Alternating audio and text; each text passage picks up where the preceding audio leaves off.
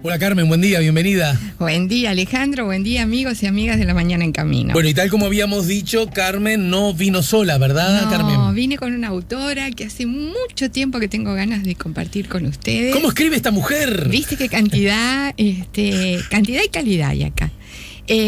Mariela Rodríguez Cabezal, que es una docente de filosofía, que bueno, que tengo la suerte de haberme encontrado con ella.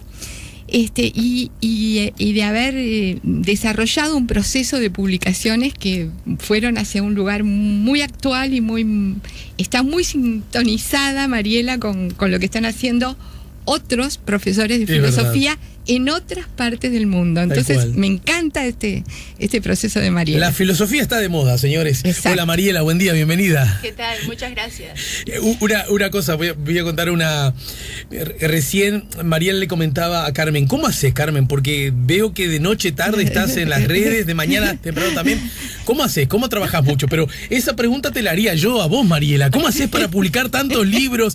¿De dónde salen? ¿Cómo nacen? A propósito, ¿de qué necesidades para transformar tanta literatura impresa, escrita y a exposición de la gente? Bueno, las motivaciones empiezan desde hace mucho tiempo. O sea, las inquietudes sobre todos estos temas que estoy tratando, que he escrito ahora últimamente, las motivaciones arrancan desde hace 10, 15, 20 años. Ajá. Lo que pasa es que hay cosas que requieren un proceso de estudio, un proceso de trabajo, y hay cosas que pueden ser más inmediatas. Ajá. ¿No? Al principio yo lo que hacía era más discursivo, más argumentativo, como es la filosofía estándar, ¿verdad? Podríamos decir que en un formato, ayúdame vos y ayúdame vos, Carmen, en un formato más parecido al ensayo, quizás. Claro, más ensayo. Parecido al ensayo, sí. Que son estas primeras publicaciones que tenemos. La realidad inclusiva, sobre lo escrito por Dardo Bardier. Que está basada en una postura, ¿no? De este Asuntos de antropología, todos editados por Rumbo, Bueno, esta es distinta, ahí, ¿no? Ese es el ensayo, hasta ahí vamos en el ensayo. Acá estaríamos en la etapa de ensayo. Ajá. Hasta ahí, hasta los asuntos de antropología, estaríamos en la parte ensayística. Y después, ¿por qué necesitaste hacerle un ¿cómo se produce ese clic, ese cambio, esa variante? Bueno, lo que pasa es que mi preferencia está en el arte, ¿no? O sea, yo admiro a Nietzsche al decir que la culminación de la expresión del pensamiento se logra por la vía artística. Claro. Pero la expresión del pensamiento. Entonces estamos diciendo pensamiento y figuras literarias y figuras artísticas. ¿Cómo poder cruzar estas dos cosas? ¿No? A mí siempre me quedó eso de Nietzsche y era algo que quería realizar. Entonces me largué a hacer ficciones. Me largué a hacer ficciones, pero filosofadas. A ver, Carmen, cuando habla de ficciones, la autora se refiere que a cuentos, novelas. Historias que acercan de alguna manera, porque es como, a ver, la ficción se toca con todo, con la historia, con la ciencia, ¿no? La ficción abarca otras materias de estudio. Bueno, en este caso ella lo hace con la filosofía. Entonces, ¿qué logró? En lugar de... Vos ves los mamotretos que son los libros. Iba a aludir, en particular el asunto de la antropología tiene muchas más de 500 páginas, ¿no? Sí, son para docentes, trabajos académicos, trabajos que tienen otro, ¿no? Esto sin perder rigor académico, porque lo que ella sabe, que claro, que acumuló todo lo que ella sabe de filosofía en muchos años, que ese es el proceso anterior que tiene Mariela, que en un momento hace como un quiebre simplemente en la manera de plantear, en la manera de plantear los conceptos. O sea, la filosofía que hace problematiza conceptos. Sí, claro. Y al problematizar conceptos es muy viable entonces que los ejemplifiquemos en situaciones varias, de situaciones posibles de la vida cotidiana. Y lo que hice fue hacer ficciones que al mismo tiempo las comento. La literatura da a entender, da a entender con una cantidad de recursos. La filosofía explica. Y lo que hice fue cruzar como quien da a entender ideas y al mismo tiempo es su propio crítico literario. ¿Y ese proceso? El crítico literario comenta lo que el artista dio a entender. ¿Y ese proceso? Yo hago las dos cosas al mismo tiempo, sí. Ese proceso creativo que vos generás, ¿quién o qué aparece primero?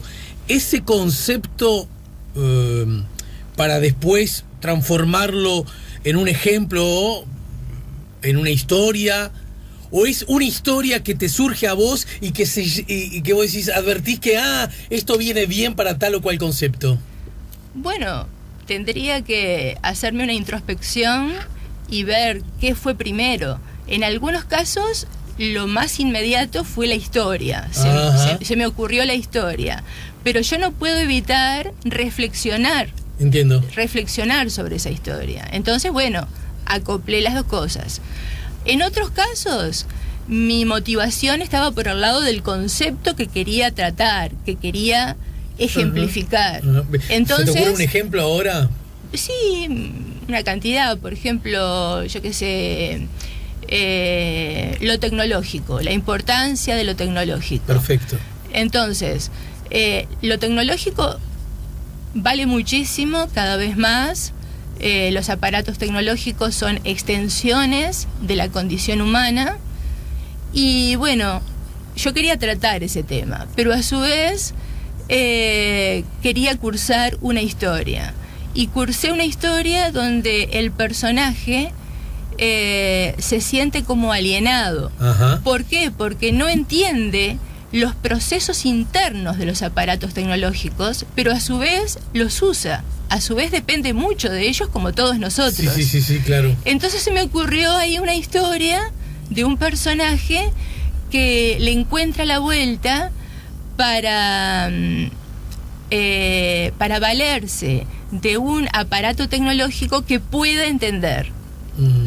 Bueno, si el celular, si la computadora no la puedo entender, entonces no. Entonces estaba ese personaje encaprichado en lograr valerse de un aparato que pueda entender, ¿no? Y lo logra. Va a una feria de antigüedades,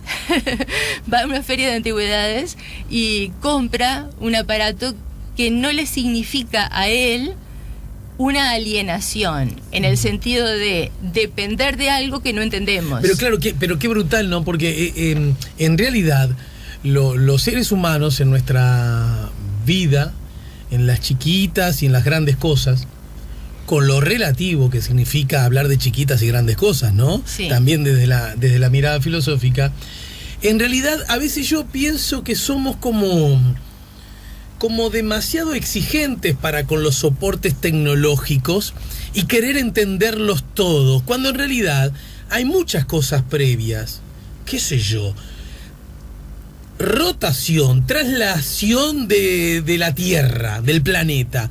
Yo digo, lo entendemos todos tan claro, la magnitud del universo, en qué lugar estamos, y sin embargo amanecemos, llega el mediodía, llega la hora de la siesta, llega la hora del ocaso, dormimos y al otro día nos levantamos y así sucesivamente, y no nos hacemos tanto problema. Claro. ¿Se entiende lo que digo? Te digo más, Sí, Alejandro. se entiende. Una cosa mucho más cercana que la gente es su cuerpo. La gente, hay muchos procesos de su propio cuerpo perfectísimo, que no entiende cómo pasa. Quisiera saber cuántos saben realmente cómo es el proceso de la digestión, y todos comemos todos los días, varias veces al día. Sin embargo, llega el celular y dice, no, ¿cómo es esto? Exacto. Y nos genera culpa si no. ¿Y por qué, hermano? Si vos comés y no sabes cómo anda tu páncreas, en todo caso, sabés cuando algo te duele, que vas al médico, te haces un examen. No sabés ni para qué sirve el páncreas. Ni siquiera. A ver, el 80% de tu cuerpo no sabe ni para qué sirve, ni cómo se llama, ni dónde está. ¿Verdad? Pero me parece seductora esa contradicción que tenemos los bichos humanos. Claro, esa conflictiva. Sí, ¿no? Bueno, después lo de lo técnico se puede mezclar con el tema de la democracia, ¿no? A ver. La democracia es procesos igualitarios de decisión. Pero ¿todos estamos capacitados para tomar esas decisiones soberanas, ¿no están más capacitados los técnicos? Y ahí hay un problema, porque no podemos caer en la tecnocracia. Si será importante conocer la educación, el derecho a la educación de todos, para que el ejercicio del voto, para que el ejercicio de la democracia directa o de todos los recursos que tiene la democracia tengan sentido, ¿no? Tengan el cabal sentido. Es muy oportuno lo que decís, y mucho más, Mariela, en un año electoral, porque en el Uruguay siempre están en debate, por ejemplo, ¿no? Están en debate por distintas razones. El rol de las empresas públicas, por ejemplo, ¿no? Sí. Y cuando está arriba de la mesa las empresas públicas, desde una opción más ortodoxa, no deberían existir, ya no escucho voces de ese tipo, más allá que seguramente a alguno le gustaría la idea, hasta todo debería ser público, ¿no? Los estoy llevando extremos. Los dos extremos, ¿no es cierto? Y entonces aparece el debate. Bueno, está bien, pero si existen, ¿quiénes tienen que estar al frente? El técnico que conoce de telecomunicaciones, de agua, de combustible y energía, ponele, ¿verdad? O el político mandatado que de alguna manera, bueno, es una, como decís vos, ahí hay una conflictiva, intensa, hay una y bellísima conflictiva. El político, el soberano, que somos todos, estamos mandatados, ¿no? Y tendríamos derecho a ese igualitario proceso de decisión. Pero no somos tan competentes como los técnicos, ¿no? Sí, claro. Entonces ahí el problema. Sí, de hecho, si hablábamos del cuerpo, si algo nos pasa ahora en nuestro apéndice. ¿Tenemos los tres apéndices o ya fuimos operados los tres? Yo ya me lo yo no fui operada. No fui, bueno, si en este momento tú sufrías, ojalá que no, un ataque de apendicitis, ninguno de nosotros se nos ocurriría hacer algo al respecto. Llamaríamos de inmediato a un médico para que lo resuelva porque él estudió al respecto, ¿no es cierto? Quédate tranquila que yo no te opero. Quédate tranquila que yo ni siquiera me arrimo. Me arrimo un teléfono, eso sí. Un teléfono que no sé cómo funciona. Es decir, no sé cuáles son los mecanismos, pero sé apretar las teclas, ¿verdad? ¿Cómo van saltando una cantidad de temas, ¿no? Y se van vinculando. Porque ahora yo estoy vinculando este último tema que tú sacaste con el concepto pragmatista de la verdad. ¿Es verdadero aquello que resulta, aquello que funciona? Ajá. Qué importante, ¿no? Porque a veces mandatamos a personas para que realicen una acción porque resulta, porque es eficaz, porque funciona. Ahora, ¿lo verdadero es idéntico a lo que funciona? Eso no es. Claro. A veces esta disyuntiva es importante, ¿no? Uno tiene un problema y no sabe qué hacer, ¿no? Y la medicina tradicional no da en la tecla, los medicamentos no alcanzan. Y nos recetan algo de la medicina alternativa, un yuyo, hierbas, quién sabe qué, ¿no? Ahora, ante la situación límite de uno sentirse con dolor, de uno sentirse con una enfermedad, ¿por qué no vamos a probar? Si resulta, lo que si pasa resulta... Que, claro, pero ahí, profe, ahí me tiene que ayudar usted, porque no es buena cosa para encontrar las posibles soluciones o explicaciones a los hechos, justamente generar los contextos límites. Porque los contextos límites no son los contextos que mejor nos representan. ¿Se entiende? Ah, sí, no son los más cotidianos. Por ejemplo, ahora que está tan en debate los temas de la convivencia ciudadana y por ende los temas de la violencia y de la inseguridad, yo siempre digo lo mismo. Yo no sé cómo voy a reaccionar si alguien de pronto lastima a alguien que quiero mucho. Quizás reacciono de la peor para mí, de acuerdo a mi parámetro, la justa y buena, según otros, de hacerle más daño incluso al que me dañó a mí. ¿Se entiende? Se entiende. Pero eso puede ser una reacción justamente hija de un momento límite. Claro. La pregunta ¿es eso lo que aspiramos a nosotros como seres humanos? El proceso civilizatorio, el encuentro entre los otros, a resolver cada uno por su cuenta cada agravio que uno reciba en la vida. Probablemente merezca una visión distinta, ¿no?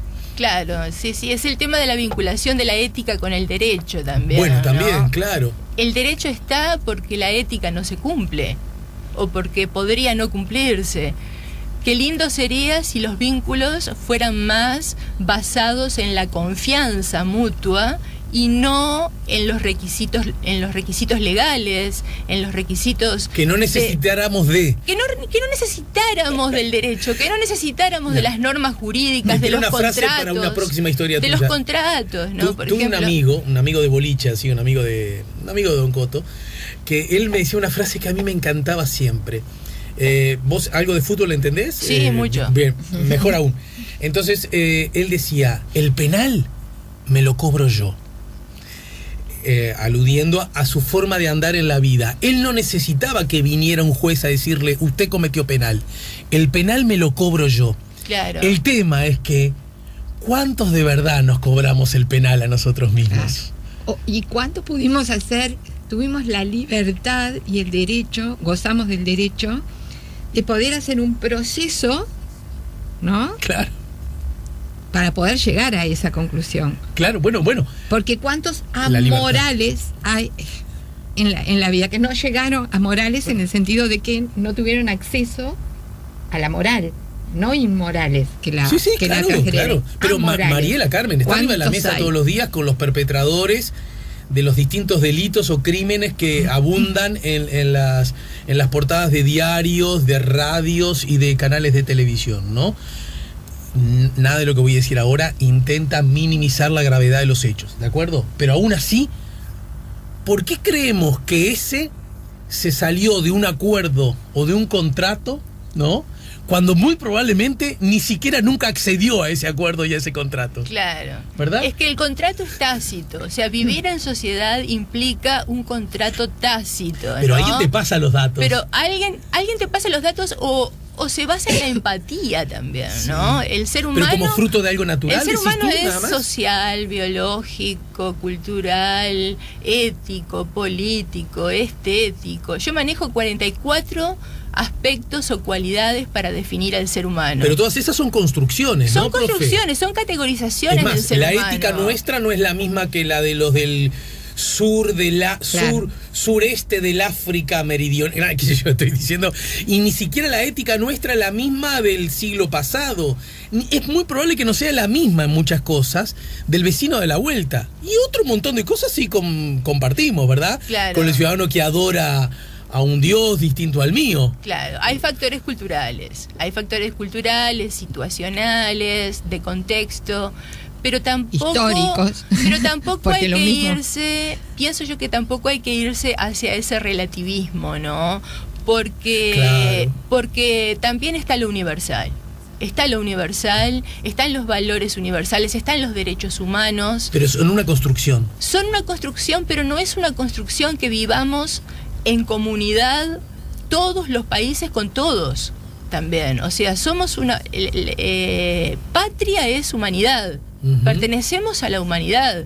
Entonces también, eso no es una construcción. Bueno, mirá qué maravillosa contradicción. Lo que es una construcción convencional son las fronteras. Pero justamente, si patria es humanidad, ¿qué sentido tiene matar a otro porque vive del otro lado de la calle, claro, que es la que usamos con frontera? Claro. Justamente en nombre de la patria. ¿Qué patria? La mía. Pero como si habíamos quedado que la patria era la humanidad. Claro. Bueno, ¿no? Y el que dice, ¿cómo voy a matar yo en nombre de mi bandera? Justamente podría ser, en algunos países, llevado a prisión y probablemente a la muerte, porque podría ser considerado este comentario como un delito contra la patria. ¿Verdad? Cuando decir, ¿cómo voy a matar a otro simplemente porque nació del otro lado de la calle? Claro, es absurdo. Absurdo, ¿no es cierto? Sí. Bueno, ese absurdo nos ha acompañado todo. Es que tenemos algo de absurdo. Una de las categorizaciones que hago es que tenemos algo de locos también, algo de absurdo. Pero se vincula con el tema de la libertad. ¿Hasta qué punto esos chicos en banda que cometen delitos, ¿verdad? Por 200 pesos, por 300 pesos, son libres, ¿no? Sí, porque pero incluso... ¿Cómo esos chicos Genial. se criaron? ¿Con qué referentes? ¿Con qué posibilidades de tener un trabajo para solventar su vida y la de la familia que lo impulsa a veces a delinquir? O sea, el tema de la libertad, ¿hasta qué punto somos libres? ¿No? Estamos sujetos. Pero aún somos sujetos. Sin llegar a ese extremo en donde hay una norma que se viola, una ley que se quebranta, aún en cosas más pequeñas y relativas de cada una de nuestras vidas cotidianas, del vínculo con el otro, con los seres que queremos, con los seres que no conocemos. Es decir, ¿en qué medida somos libres? ¿Vos sos profe de filosofía, fruto de una decisión libre? Eso. Vamos a discutirlo eso, ¿no? Eso. El gracioso de la clase que termina siendo el actor, ¿no es porque de alguna manera siguió recorriendo ese rumbo que era necesario para que el colectivo Claro. le impuso? Claro, ¿no? ¿cuántos factores condicionantes o determinantes para los deterministas nos llevan a una acción, nos impulsan a una acción? La pregunta es, ¿yo pude no haber hecho esto?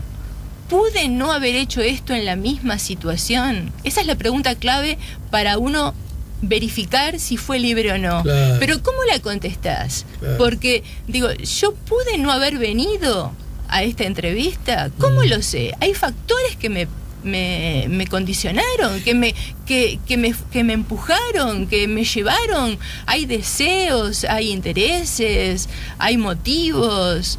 Entonces, ¿cómo contestar? ¿Cómo saber? Llevan a encrucijadas y son relativamente incomprobables, ¿no? Son relativamente incomprobables. Y yo diría, felizmente también, ¿no? Felizmente, para tener una dosis de Sí, incertidumbre, claro, ¿no? Imagínate si todo... Para tener una dosis de incertidumbre. Me viene a la cabeza el no siempre apreciado por la academia Mario Benedetti, cuando a propósito de las libertades, él dijo hace mucho tiempo algo que a mí me parece un lindo mástil de la bandera.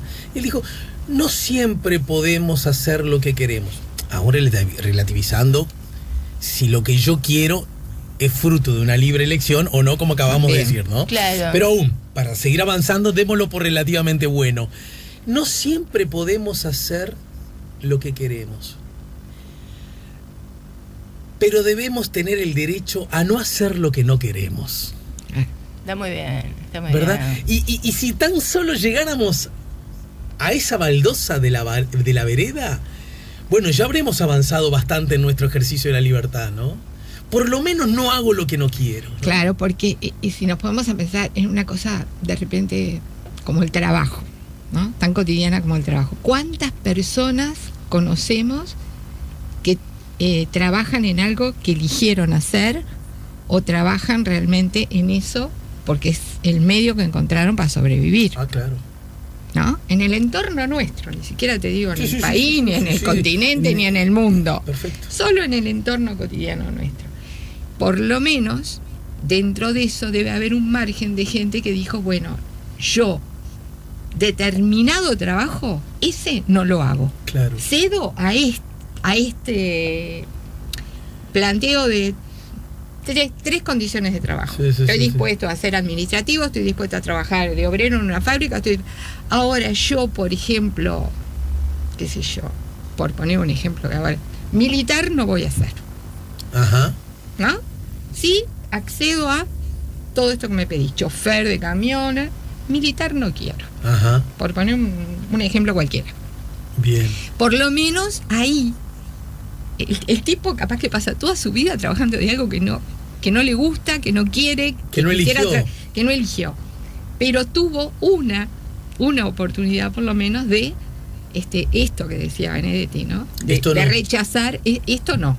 Hasta este límite voy. ¿Cómo no lo cruzo. Una de mis historias trata sobre la vocación, justamente, sobre la vocación. Problematizo el tema de la vocación y me planteo, digo, por ejemplo, un chico de 16 años, de 18 años, que tiene que trabajar y que no puede estudiar, digo, ¿qué chances tiene para sentir ese supuesto llamado a ser maestro, a ser ingeniero? ¿Qué chances tiene? Y hay por otro lado una diferenciación en esa historia entre lo que es la vocación y lo que es la división del trabajo en una sociedad, que no tiene por qué coincidir, Claro. porque trabajamos en función de divisiones que se hacen en el trabajo que no tienen por qué coincidir con supuestas vocaciones. Las vocaciones pueden ser muy generales y pueden desprenderse de circunstancias muy ocasionales. Hijas de una coyuntura, ¿no? De una coyuntura, de una ocasión, Claro, de una tampoco. oportunidad. ¿no? Sí, sí. Y además, después, bueno, pero esto lo dejamos para otra vez. El asunto es, ya que hablamos, solo en el universo de cosas a abordar, este tema de el vínculo con los trabajos, ¿no? Supongamos que trabajo en algo que no es hijo de mi vocación, que es por otra parte lo que le ocurre a buena parte de la humanidad, ¿no? Después podría haber un desafío ético que implique en qué medida yo esto que no lo elegí igual pasa a ser de mi disfrute, de mi gozo, de mi contexto ético, de mi crecimiento. Porque ese también puede ser un esfuerzo que podamos tener los seres humanos, ¿no? Es Muy decir, interesante. a mí me tocó ser carpintero y yo quería ser estrella de rock. Pero esto implica entonces que tú, ese trabajo, no puedas, me sale esta palabra frivolonga o equivocada, no puedas enamorarte de esa acción a pesar de que no fue la que inicialmente elegiste o te sedujo. Es que muchas veces no nos damos cuenta de lo que queremos hacer. Eso ¿no? pasa o sea, también. Claro. Dedicarse a la artesanía, como es el caso de la carpintería, puede ser una elección que tiene que ver con un deseo, que tiene que ver con toda una motivación. Hay una cosa que yo planteo cuando trabajo el tema de la libertad, sobre todo en mi último libro, y es el planteo siguiente.